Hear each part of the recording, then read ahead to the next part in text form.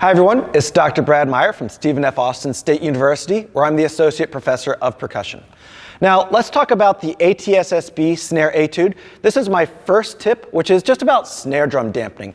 Something that I hear and see a lot is people either over or under dampening their snare drum. So what I really want to first make sure is that I've got a well-tuned drum. I use these Evans Strata 1000s on top, and then the Strata 200 on the bottom. And those are some great heads. I make sure that they're tuned up to a nice and tight pitch, but not overly tightened so that it's thin. And then what I really want to make sure is that I have the appropriate amount of dampening. Now, dampening is going to depend on how big the snare drum is, whether it's really deep or really skinny, or if the head is maybe a different type of head, different thicknesses. But really, I want to use my ear. So a really great way to dampen our drum is use these things some people call moon gels. They've got different names, different companies make different styles of them.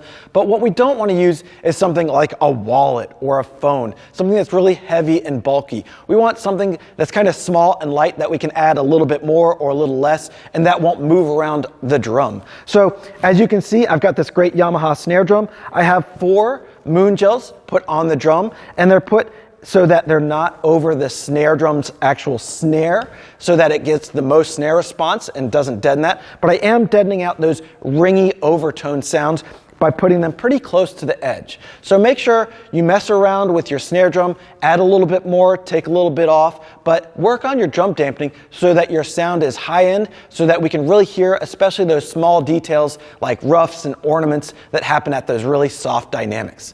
I hope that helps, and best of luck on your audition.